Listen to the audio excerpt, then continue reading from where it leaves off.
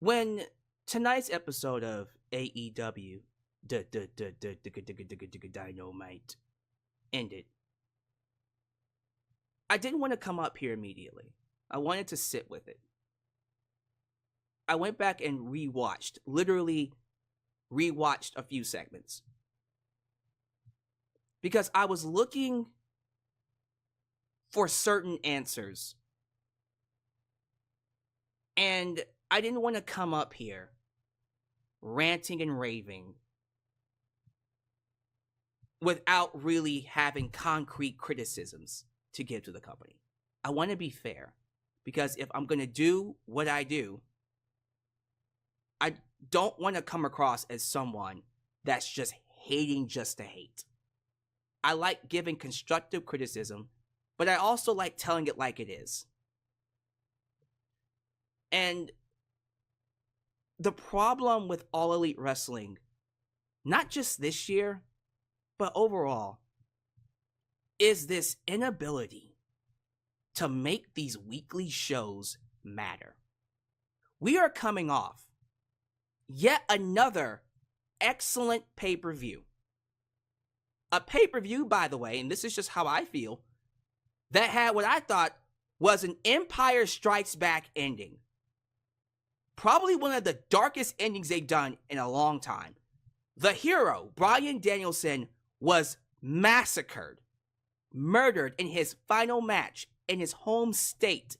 You had all of the original babyfaces AEW wrestlers go out there, saddened, distraught, crying, watching Bryan Danielson get carted off on a stretcher. You're looking at this moment as if it's literally the darkest moment in AEW history. Excalibur was weeping, terrible acting, but was crying on commentary as Bryan Danielson was stretchered off. When you have an ending like that gives you more questions than answers, which is great, by the way, the follow-up better be great. You better have a solid follow-up ready to go. And I was hoping, you know what, maybe this week we're going to get a very good kickoff to what seems to be a long-term storyline with Jon Moxley and his new crew, which apparently has a higher power and a higher purpose to take over AEW. In the opening vignette of tonight's Dynamite, you had Jon Moxley being taped saying he doesn't like what AEW has become.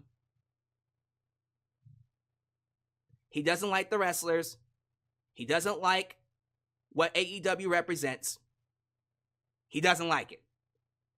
And then he says, if you represent AEW, we're coming after you. Okay. Why? And so I kept watching the show waiting for the why. I kept watching the show waiting for that hook to let me know, all right, these are not good people. They're trying to do something really horrible. You should be rooting against them, which clearly they're the heels. I know that. I see that. But they need to be given a reason to be heels. You can't just tell me they're bad guys. Right? They took out Bryan Danielson. Why? Jon Moxley said, I need this world title. Why? What's with this insurrection that you have against AEW? A company that has been the best to Jon Moxley.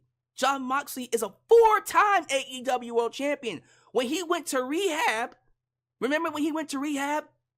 They gave him the best send-off, showed him the best support. I don't know a single company that has shown more love to Jon Moxley than AEW. So for him to then turn around and say, I hate this company now, you better give me a better explanation than, I just don't like it. No, why don't you like it? What's going on here?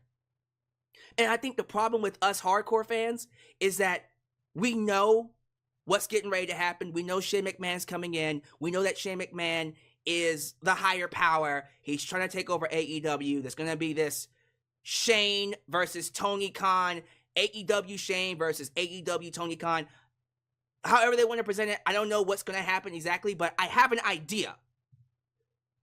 And we're still in the process of building that story, which, listen, I'm all about long-term storytelling. Once in a while, there are instances where, okay, we do need some answers here and there, probably sooner than you think, but when it's a long-term story, you want to give breadcrumbs, little by little by little.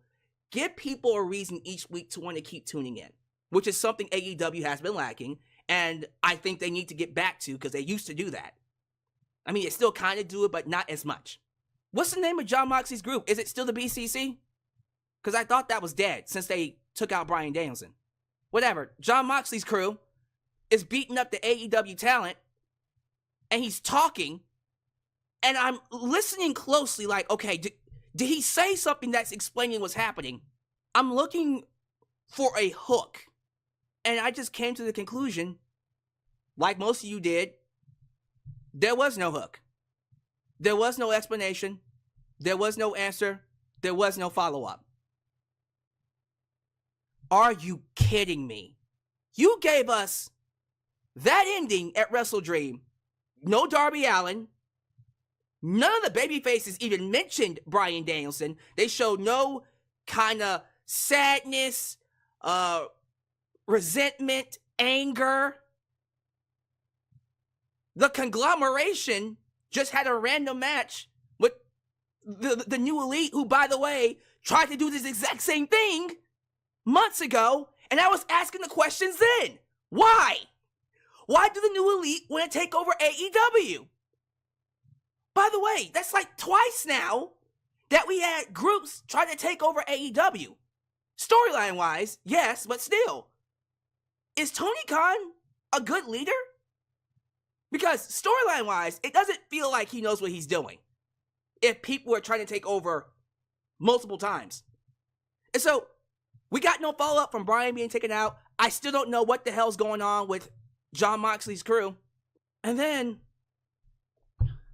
they set up, I can't believe I'm saying this, they set up Jon Moxley's crew's first feud, or at least first two feuds, with the Dark Order. The Dark Order and Top Flight. Look, I like Top Flight. I like Dark Order too. But neither one of these teams have been established. Should they have been established? 100%. But they're not. They're jobbers. In the grand scheme of things, Evil Uno is going to get run through by Jon Moxley. So, you expect me to give a damn? Any kind of a damn about Dark Order versus this insurrection group? Until what? Will Ospreay decides to join in? Because he's stuck fighting with Don Callis and his crew. By the way, why is Brian Cage with Don Callis? Did I miss something? Now, again, I'll admit, I don't watch Collision. I don't watch Rampage. I sure as fuck don't watch Ring of Honor. So, was there at any point in time, let me know in the comments, let me know in the live chat, was there at any point in time Don Callis met up with Brian Cage and said, hey, join my family? Because I missed that. I missed it. So when I saw him out there, my instant reaction was, why? Why is he with him? Why are y'all just throwing shit at the wall? Again, please let me know, because I probably missed it. I'm pretty sure someone, you didn't watch the show. I got that a lot too. You didn't watch the show. No, I watched the show. That's why I asked the questions. So Will Ospreay stuck with Don Callis, so he's not going to be involved in this big angle. Swerve is stuck fighting, well, they're not called the Hurt Business, the Hurt Syndicate, and whatever that's going to be. So he's not going to be involved in this. Do we not have any legit baby faces to fight Moxley's crew? So that's going to be an issue, because when Shane McMahon does debut, because it is going to happen, who's going to fight them? Why the fuck am I going to root for John Silver to take on Shane McMahon's crew. If that's the direction we're going in, which is the direction we're going in. Is that the best we got? That's your top baby faces. The Dark Order. Tony, what are you doing? Seriously. I'm trying to figure out what's the purpose here. What are we trying to do with these shows? Jay White stuck with Hangman Page. By the way, the show ended on a very anticlimactic note. I'm sorry. That main event did nothing for me.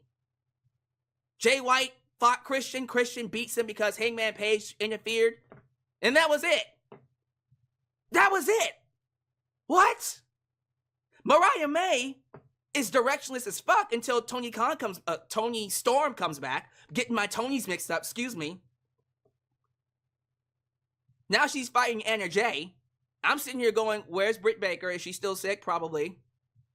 Where's Thunder Rosa? Where's Deonna Purrazzo?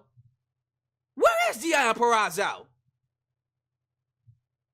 Where's Taya Valkyrie?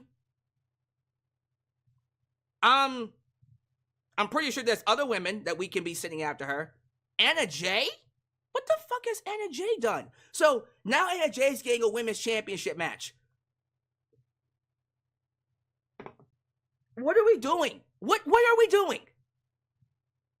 Tony, if you don't know how to book week-to-week television, and you're at the point where you just don't give a damn anymore, because you're making your money, you're going to make up to $600 million over the next 3, maybe even 4 years. Maybe it'll be more on that 4th year. At least $600 million over the next 3 years. Up to maybe 550. I forgot the exact amount. You just giving up with weekly storytelling? Tony, if you don't know what the fuck you're doing or you don't care, hire somebody. For the love of God.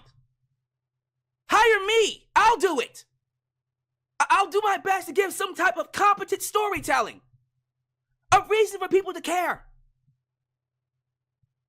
I can't blame Jimmy Jacobs because he's no longer there. Whose fault is this now? Whose dumbass idea was to have the follow-up of, again, an excellent pay-per-view Wrestle Dream that ended with an Empire Strikes Back finish, Brian getting taken out, follow that up with a show that gave no explanation. None. Whose brilliant idea was that? You got your asses handed to you last week. Didn't talk about it. Let's talk about it now. AEW got their asses handed to them when they went to war with NXT last week. 329,000 viewers. I don't want to hear the excuses. I don't want to hear it. It was on Tuesday night, not in the regular time slot. Okay. What else you got? That was the go-home show to a pay-per-view. And you did 329,000 against the developmental show. This isn't even the same NXT. Think about it. NXT Black and Gold, which was a much more superior show, was struggling to beat AEW 3 years ago. AEW was whooping that ass on a consistent basis. It was a better show overall, yes. But here they are in 2024, and you're struggling to beat the developmental show, which is far inferior. Far inferior. And you got your asses handed to that show? 329,000. And then you give us an excellent pay-per-view, you would think the upcoming show would be filled with storylines. No. And it's sad because we had the return of Adam Cole. We opened up the show with Adam Cole talking to MJF. They're trying to salvage whatever is left of this devil storyline. I don't think you can, but respect to them. They're going right back to Adam Cole and MJF. Good luck trying to salvage what you got. Hopefully they can do something. I love the match between Shelton Benjamin and Leo Rush. Easily the best part. Easily the best part of the night. The best match, the best segment, the highlight. I can't tell you anything else I care about. The conglomeration is absolute garbage. We'll talk about that in a second. They're doing another Ring of Honor World title match between Chris Jericho and Mark Briscoe on AEW. This isn't Ring of Honor. What are you doing? Put that shit on Ring of Honor television. Or save it for Final Battle, whatever. You can have the best performers go out there week to week and blow everybody's mind with great in-ring action. But if you're not doing the bare essentials to make people give a fuck, you're going to continue to lose viewers, to have low attendances. That crowd was dead. And the thing is, it looked like a solid crowd tonight. It sounded like 1,000 people. And I thought there was some audio issues. Because I would once in a while have audio issues watching AEW on TBS. So I was thinking it's probably just audio issues. No. Crowd was dead. They were dead for a majority of the show. So you have weak crowds. People aren't watching. Your buzz is low. The problem is you do a terrible job of taking what's given to you and doing a horrible follow-up. How the fuck do you fumble that ending? Why wasn't Tony Khan the first person we saw on tonight's Dynamite apologizing to the fans about what happened? And then demanding answers from Jon Moxley's group, the BCC, wherever it's called. Why wasn't Darby Allin on tonight's show? We saw Darby Allin in a commercial with Tony Hawk. Huh? What? The man was handcuffed to the turnbuckle. He was front row watching Bryan Danielson get beat up, and he doesn't show up? Why?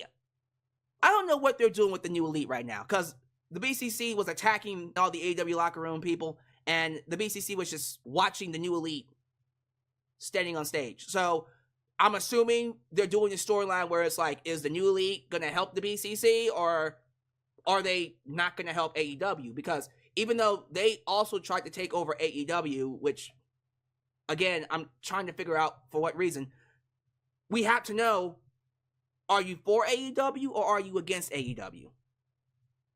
What's going on here? At some point in time, you gotta pick a side. For them to not have a side makes no sense to me. It would make the most sense if they joined Jon Moxley's crew, because at least there's a tie-in there, and I could at least buy that. But even if they joined AEW, okay, but choose a side. What are we doing? So I'm very confused about what they're doing with the New Elite.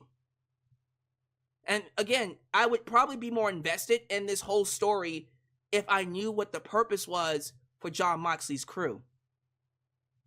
So I came out of this show up to my heels in what the fuck, trying to figure out what the fuck is going on. I don't know what's happening. I don't think they know. I think they're just doing it week by week. And so until the storyline comes together, and over time I see it come together when Shane McMahon comes in, and they'll probably construct something based off of whatever the hell they do over the next few months. It shouldn't get to the point where I have to wait till Shane shows up to care. Don't wait until Shane shows up to make this storyline into something that's worth watching. Do it now. I mean, if they're the NWO to AEW's WCW, right? Well, the NWO had a purpose. They wanted the show to be about them, and so they would interrupt matches and completely just wreck the show, right? Because they were seen as WWE talent coming in to take over WCW. And that storyline worked. The problem with that storyline is that it didn't have an ending. Just like the New Elite storyline didn't have an ending, and it bombed. Okay, I want to know what we're doing here when it comes to Jon Moxley's group. Why is he trying to start an insurrection? Why did Wheeler Yuta join them? Why do they have, and why did they want the world title? Now that they got it, what does that mean? What's happening? What is the purpose of this group? Why should I be invested? What are we doing? What is going on? That's my question. What is going on?